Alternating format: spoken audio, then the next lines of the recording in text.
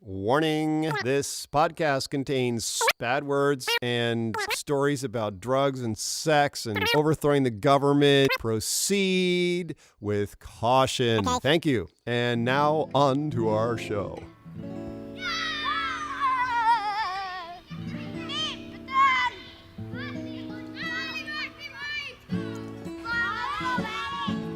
Wake up, brother, we got nothing to do. Let's go outside, just me and you, and build a fort. We'll pack a lunch, won't be home till after dark. Then after dinner we can sneak back out. You know that high school girl I've been telling you about? Well, she gets undressed about 8:45, and we can watch her do it from the big old pine next door. She got a room on the second floor. Well, looks like another fucked up day in paradise. Hi. Hello. I put my socks on. Oh, today is Sunday, March 31st. Actually, you know what I'll do? One second. And now, how's it look? Yeah, pretty good. Ugh, socks on. Oh, hang on, one more thing. Alrighty then, shall we? Shall we do a little podcast? This is episode, does anybody know what episode this is even this is? Oh wait, hang on, now I got one more thing. So this is episode 135, Daughter of Godcast. Looks like my GoPro, oh there it is, GoPro coming back. How we got for batteries here, GoPro? Now we have a little GoPro going. I don't know what to do here. So many little thingamajigs. There we go. Probably gonna fall down. Oh, I don't know if to do this. A little better. Okay. So that's even probably too much. Fiddling around, fiddling. There we go. That feels ideal, optimal. Hello. Whoop, woo. Okay, there we go. So there we know. Now we know what's too loud. Now we know what is too loud. It's episode 135 of the Daughter of Godcast. Dishes. 2 days after our most recent production. We did the People's Poetry Slam. And we had 8 casts and 6 crew, is that right? 1, 2, 3, 4, 5, something like that. 5 or 6. Hard to keep track of all the people. So I'm doing dishes today. Catching up after the shoot. We had a party at the house. It was pretty fun. And I stayed up all night. Mostly talking to that Joe Sissel guy. Maybe if you're a good audience, I'll play you a big old excerpt of me and Joe talking. So you can see the kind of things that we talk, so you can hear them and see them too, because you can see them in your mind. See them in your mind's eye. Maybe what I'll do is if I play some Joe and Dan talking, I'll just let you continue to watch me doing dishes. Because number one, I'm pretty, and I'm easy on the eyes. But also, being a filmmaker, there's some sort of chop wood and carry water moments to being a filmmaker. Because I'm first and foremost a human being living on planet Earth. And that involves doing dishes, building composting toilets, and pooping in the buckets of the composting toilets, and all sorts of things that have nothing to do, well, I say nothing, but that all support the creative process. It's all the creative process, right? Yes, everything we do. We create our own reality. And You don't have to be what the bleep do we know sort of a person to believe that.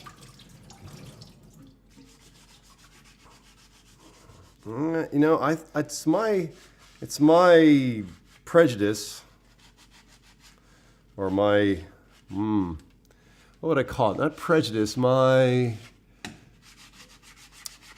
something.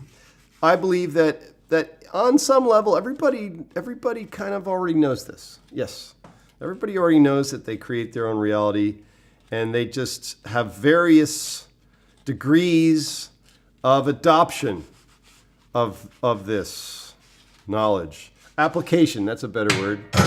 Various degrees of applying this knowledge.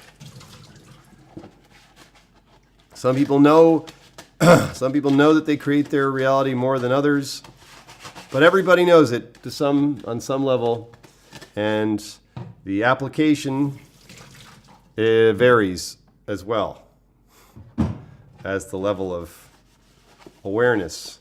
So I just want you to know, so many things I want you to know. I love you. First, I want you to know that. But also, I'm a little out of it today, a little tired. We had a big day on Friday. I got up very early, and then I stayed up. I got up very early. We did a lot of pre-production, getting ready. And then around 7 or so, we were out on location, and we were shooting. And we were there until like 10:30. And then we came back to the house and we watched the footage, which was so much fun because it looks really good. Yeah, it worked out well, I think. I'm pretty pleased with how everything went. And we haven't shot live action in quite a while. So this is a little bit of a dip your toes back in the water, so to speak. And restarting live action, applying all the things that we already know, and trying some new things. Had a much bigger crew. We had a much bigger crew for this scene than we had for the boat. Oh, a much bigger cast and crew than we had for the boat. Oh. And that was nice. It was nice to have lots of people helping. Oh, and collaborating together. And helping is not really the right word. Helping each other. That's the best way to put it. Yeah. And I'm getting that my role is, I'm understanding what my job is a little better. Role, what I'm about. Role and job. These are such 20th century sorts of ideas. We have to redefine those things so that they mean something else. But I guess it's important, when you think about history, do you want to create new words that have meanings that actually are specific, or do you want to change the meanings of old words? Because it makes scholarship a little tough when old words mean something different words have a different definition in the past than they do in the present. I mean, how are you supposed to know that unless you're an etymologist? Is that a spider person who studies spiders? Who are the people who study words? I don't know. Anyway, the people who study words, only they know that some words have changed their meaning dramatically over time. I mean, I guess everybody knows that to some degree. Everybody knows everything to some degree, right? And everybody knows everything to the fullest extent, except they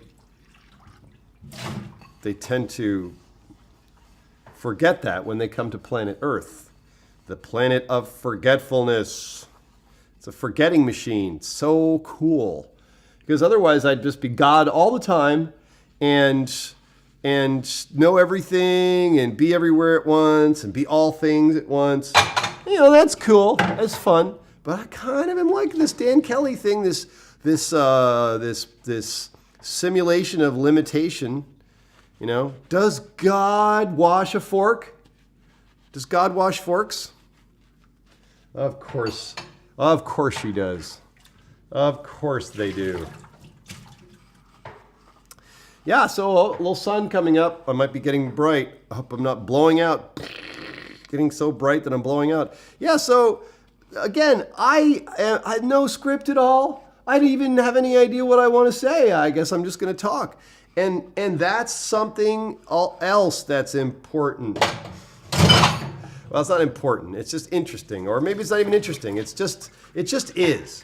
Because making a movie, being an artist, right? There are times when you're full of ideas and you're super clear about what's going to happen next, and you maybe even have a script all written out and you're just reading it, and getting all fired up. And other times you just have no idea what you're doing. You're just doing some dishes, talking to the Saka mic and the 5D Mark III Canon SLR camera. I'm going to just walk over and check, make sure everything is hunky-dory, kosher. Uh-oh. Are we still recording? I sure hope so. I surely hope so. Well, it looks like we might not be anymore. Fuck. Nope, right. Still recording. Okay, that's good. I left a browser window open, and that was what confused me. Yeah, so you have a party, and it goes all night, and then you do some dishes afterwards all by yourself. You know, it would have been cool if there had been a dishwashing effort, but I'm actually kind of happy to do these dishes by myself. It's a time to reflect upon my life with you, and there's also this just, you know, it's just beautiful. Doing life is beautiful. Life is a good thing. I mean, that's it, dude. We were here. We got this whole fabulous setup with these things called dishes. Like, what is this? It's a dish, right? People use it to eat food off of, and then they clean the dish afterwards, right? Doesn't that strike you as kind of odd? That there'd be dishes. There's a thing called a dish. Yeah. And I suppose I could have gotten up super early and made pancakes for whoever else is around, like Jacob. But I didn't do it. No. I slept late. I went to bed early. So anyway, let's get back into the story here. A different story. Let's tell the story differently than I was about to tell it. How about that? There you go. Let's get our terminology right. So, at the party, and then what happened? And then it's like 7 a.m., kicked Joe Sissel out of the house, sent him home. But I want to say this. We talked, and it was the first time ever that I got to a point where I got Joe Sissel to fall asleep sitting up. You know, that guy, he just can talk. And then oftentimes it's around like 1 o'clock in the morning or 2 o'clock in the morning. I'm like, Joe, fucking go home. Because, you know, I like to go to bed early. It's good for Dan Kelly to go to bed early.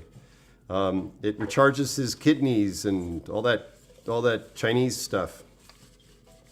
And so I like to kick people out of my house, you know, around 1 or 2. But the guy, Joe, he's kind of fun to talk to. He's like a conversation master. Yeah. And you just have to kick him out because he just goes on and on. But you want him to go on, and you want to go on and on with him because that's just one of his superpowers. Okay, so after this shoot, people party, we have a lot of fun, and then eventually it's like 3 people left besides me, and one of them's Joe, and 2 people leave, and Joe kind of looks for the signal. Do you want me to stay and talk for a long time? And I'm like, yeah, Joe, you should stay. Let's hang out a little bit more. Okay, so he stays. Everybody else goes away, and we stay up all the rest of the night until 7 a.m. And, you know, blah, blah, blah. You know, he's the black chess people, and I'm the white chess people, or he's the white chess people, and I'm the black chess people. It's basically just duality, right? He's taking a side. I'm taking the opposite side. We're pretending as Earth creatures, that were pretending that we actually believe the things we were saying, that they actually have some kind of like, that we're actually attached to these ideas and they belong to us and we have to defend them. Totally fun. So we do that for a long time until 7 a.m. And yeah, I'm a little tired for sure, but let's remember this, okay? I stayed up, what did I do? I got up super early the morning before on Friday morning. I was probably up around 4 o'clock in the morning, prepping and blah, blah, blah. And then I directed a fucking scene. I directed a movie scene. And then what did I do? And then I came back and was in a party. So anyway, I think I might have had a little bit of a disadvantage to Joe Sissel. I don't know what he was doing the night before. I don't have any surveillance of his house, so I can't say. But I kind of feel like I had put in a full day, and yet, there he was talking to me, and he'd like say bah bah bah bah bah something, and then he kind of closed his eyes like this, as I was replying to him, and I noticed that he fell asleep while I was talking to him. Yes. This is akin to the time that I took Cinder, the dog. Joe and I actually took Cinder the dog, to the beach when she was younger in an attempt to see if there was any way to find the limit of her energy, because Cinder was like if you could have hooked her up to some kind of a power generator thing and then had a stick nearby, you could have thrown the stick. It would involve maybe somebody throwing a stick, but I think if you actually had a machine powered by electricity and then hooked it up to this generator that would be receiving energy from Cinder, that the stick-powered machine that would throw the stick for her would be way, the energy required for that would be way below what Cinder would actually generate running after the stick and bringing it back to the stick-throwing machine. So anyway, there was that time I was reminded of that time, or am reminded of that time when Joe and I went for a run on the beach with Cinder, and it was wavy day, a big wavy day, and we ran. And I had a stick, a big honking stick, and I would throw it way out into the lake for Cinder, and she would plunge out there through the waves, and Joe and I would just keep running down the beach. She would plunge into the waves, swim out there, grab that stick in her mouth, and she'd come back, and then she'd bolt down the beach after us and catch up to us, and as soon as she got close enough, I'd grab the stick back from her and throw it back in the lake. And so we did that for it seems like maybe 4 or 5 miles, maybe 6 miles. Well, 3 miles out and 3 miles back, something like that. And then on the way back, I'm like, after doing all this crazy stuff to tire out this dog, you see, she's just starting to lag a little bit now as we're running back. And so I'm like, all right, here we go. So I'm like, come on, Cinder. And I start sprinting for the last, 100 yards maybe. I'm like sprinting, and like, come on, Cinder, come on. And she's chasing after me. And then so she's like, dropping back. I'm like, yeah. I found the limit of the Cinder. Yes. And, granted, it was a little bit unfair, but I wanted to see if there was actually a limit to this dog. Does this dog follow the paradigm of theme park Earth? That limit, it's a simulation of limitation. She certainly, in that time of her life, she certainly came darn close to transcending limitation. But indeed, she had a limit. And so the point of this little story, this side story from a side story from a side story, is that I found Joe Sissel's limit, the conversation superpower. I got right to the edge of it and knocked him down. And that was a much fairer contest actually than the whole Cinder thing, because he's much younger than me, and Well, I mean, okay, I'm gonna lay it out. It's not really that fair because I have probably. I'm just saying this. I'm not sure, but it's highly likely that I have a much more conscious hook in to the vast energies of the cosmos than Joe Sissel has chosen to have at this point in his life. Because part of our conversation was that there is this amazing cosmic connection that you can decisively establish if you're willing to, and I, every time I talk to Joe Sissel, I try and get him a little bit closer to that choice. Just let him see that he has that choice. It's so great, and he's always saying that he doesn't have that choice. He's always arguing against his own ability to choose, and that's awesome. And that's why. There you go, people. Joe Sissel, this is for you. There's the evidence, right? Because he argued against his own ability to choose, I bested him in the conversation contest. I knocked him down flat, KO. And that, yeah, okay, that's it. There you go. That's what this was all about. Now I understand. I'm fully understanding now what this was all about.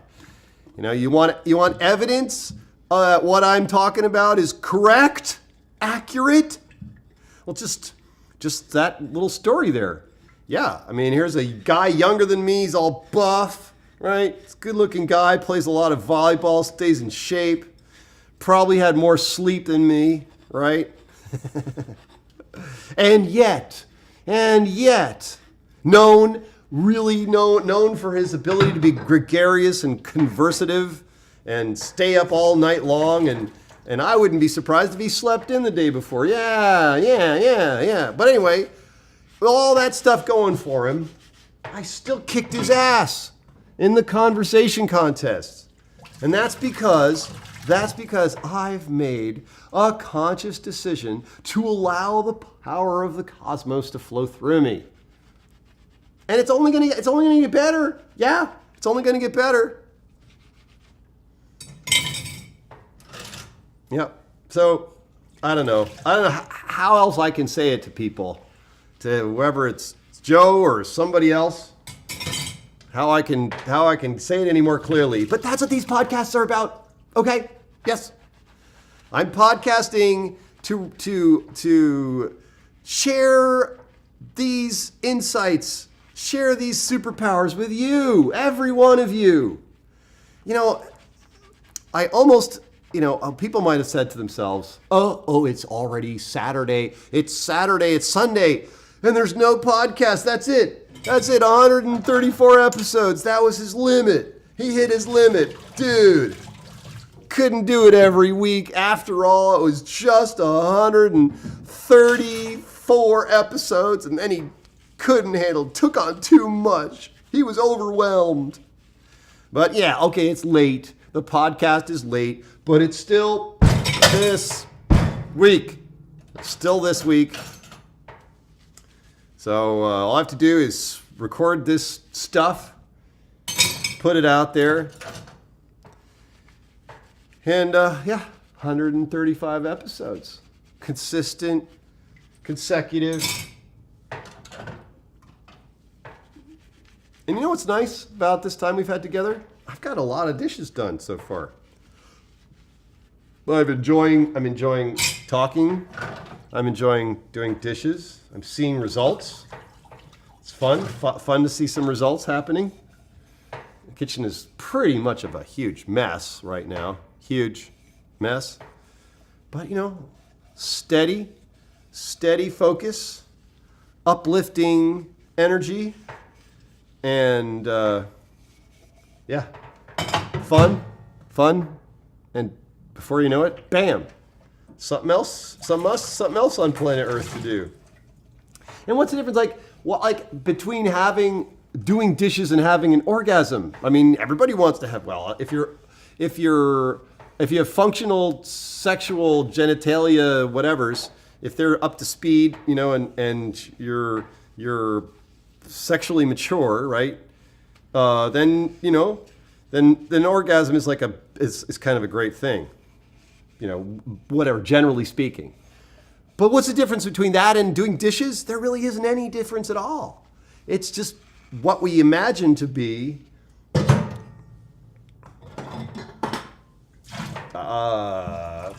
Preferable. Did I say that too loud? Preferable.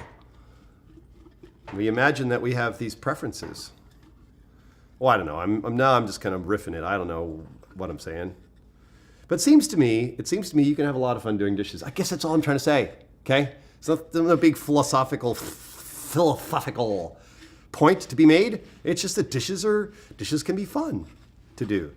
And you might notice if you're a technologically kitchenized person that I do not have a dishwasher, or I am not utilizing a dishwasher. I am the dishwasher. I am utilizing myself, my amazing versatility as a creature, that I can not only make movies, but I am also capable of doing dishes. I am the universal machine. I am a Turing machine. But with amazing, how many Turing machines do you know that have such luxurious hair? Huh? Yeah, that's right. And I am looking kind of cute. You got to admit it. I mean, I'm not really into this full facial hair thing. It's really not my thing. It's all for the character. It's all for art. But it's kind of, it's kind of, right? It's kind of, now. Yeah, it's just see, the list of great things just gets longer all the time. And so, what do I have to say? So here's my announcement. If you're here still, if you're still listening to this podcast, well then, bully for you. But actually, now here's some actual project news. Well, aside from the fact that we just shot live action, that's huge. It's huge news. More live action after years and years of VFX and After Effects and yada yada yada. So that's news for sure. But what's some more news? Here's some more news. Actually, let's do this. We started with news, and we can end with news. So after I say this, we'll just be done. Stop this thing and start putting it up on the web. And the news is the next thing I say will be the news. Look, I keep forgetting it. That's great. I love it. Something about, I remember now. I'm going to try and say it. We're going to start doing some feedback again, I think. Yeah, I'm going to start putting some scenes out there as we move forward here. New scenes, new. Not those scenes that had already been done. Well, let's put it this way. New scenes plus enhancements of the older scenes, just to get some more feedback, to get some stuff coming in, some information, some insights. What's happening for people? Because this is iteration. I better check the freaking recording. Let's do that. Hang on. So what's this news again? Let's talk about this news.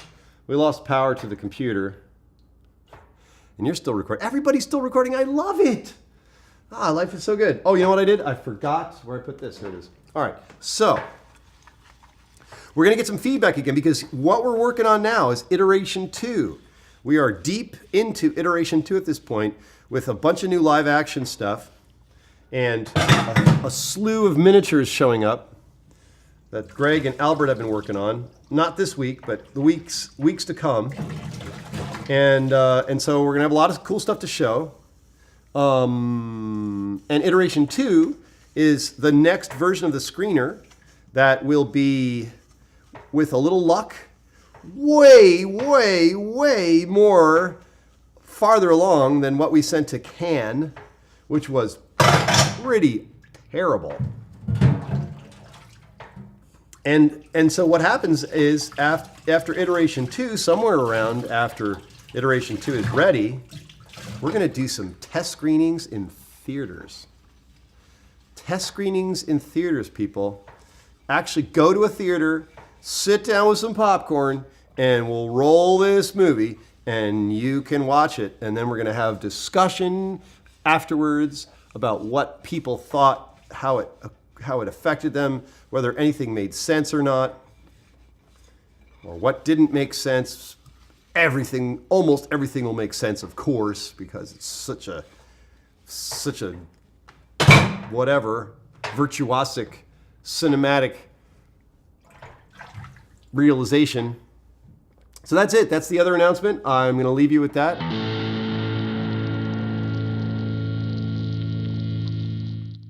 Whether anything made sense or not, or what didn't make sense, almost everything will make sense, of course, because it's such a whatever, virtuosic, cinematic realization. So that's it. That's the other announcement. I'm going to leave you with that. Thank you all for listening, for staying faithful to the Daughter of Godcast, episode 135. This is Dan Kelly, Shri Fuji Split, here in the studio casa. I don't have a cat handy that I could show you, but anyway, I'm really glad you're here with me today. Thank you, thank me, thank all of us, thank the cosmos. Mwah!